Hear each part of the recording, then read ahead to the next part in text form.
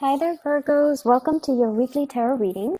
So, I feel like the major emphasis and focus for this week is all about your communication. Being able to be very persuasive without being domineering. And I also feel being able to persuade people with facts rather than manipulation, okay?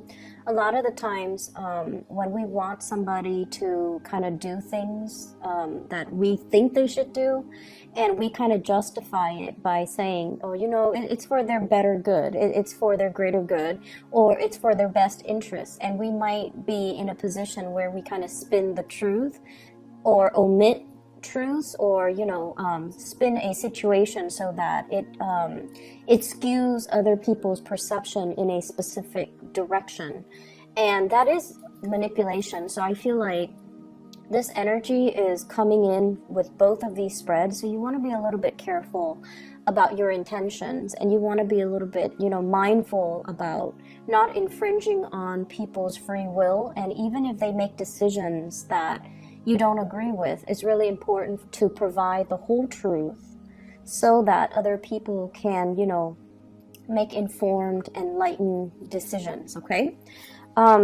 When it comes to your romantic sector, I feel like you're dealing with a partner who you consider to be kind of like the pillar of stability, okay? You have a really, really stable romantic partner in your life that you're either coupled up with, or somebody that you are thinking about heavily, or you're really in love with. The person shows up as the Ten of Pentacles. So this is their energy. And what it denotes to me with this Ten of Pentacles is someone who's very, very career-oriented. They're very family-oriented as well. They keep in touch with their extended family members, grandparents, parents, nieces and nephews, aunts and uncles. So it's somebody that comes from a large family, and they take family roles and relationships very, very, very seriously. And in a way, I feel like they are very mindful of other people's faults, but they don't hold grudges against other people. And they have this enlightened belief that, we're all humans, we're all prone to making mistakes. So I'm not going to hold it against the other person. So I feel like from this person, their energy is very open, they're very loyal and very dependable. And I feel like that sense of loyalty extends to family members.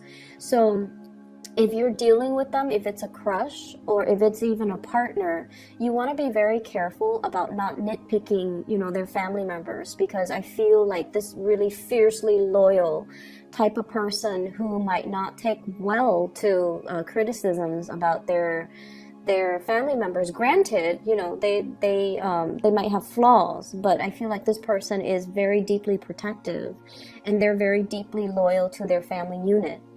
And I also feel like if you are dating this person, they're fiercely, fiercely loyal to you. I don't sense possessiveness. I don't sense control issues. But I do feel like this is a person that doesn't take relationships lightly.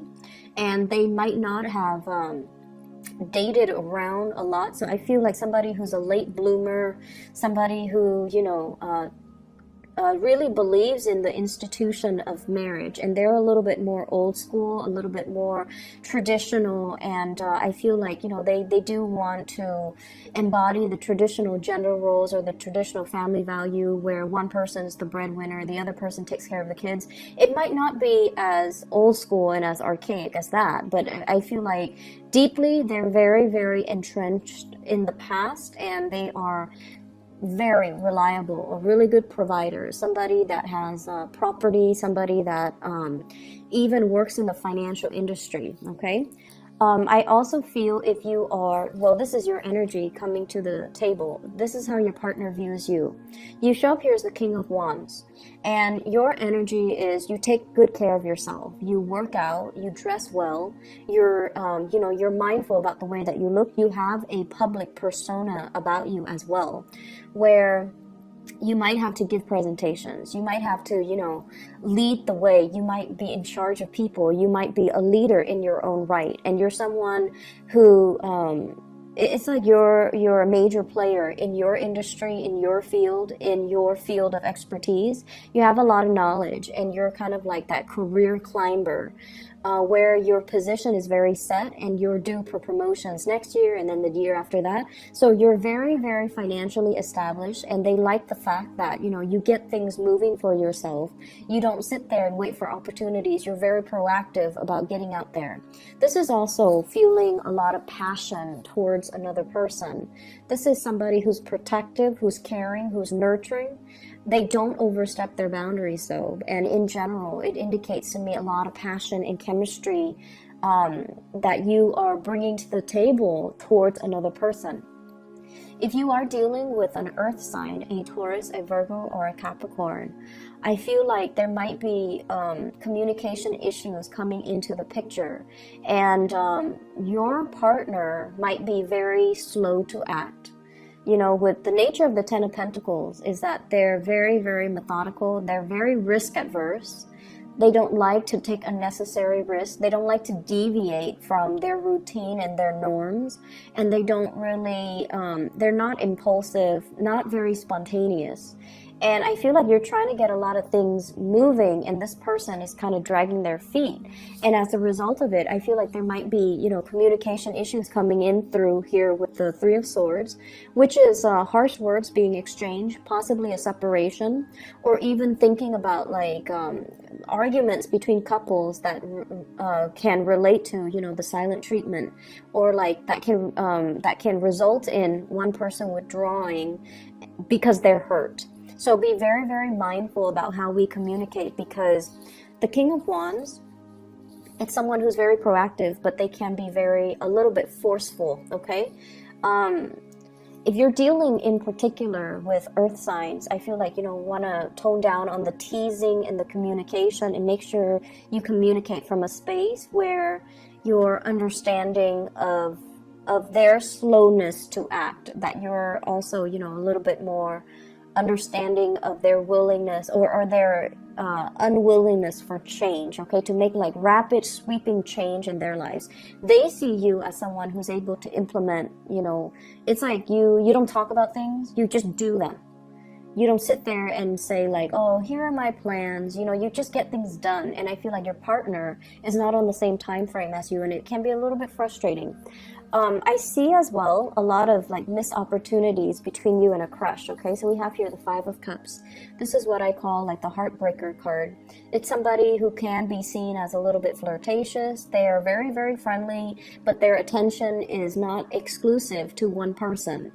Or at least they're not really aware of how other people perceive them.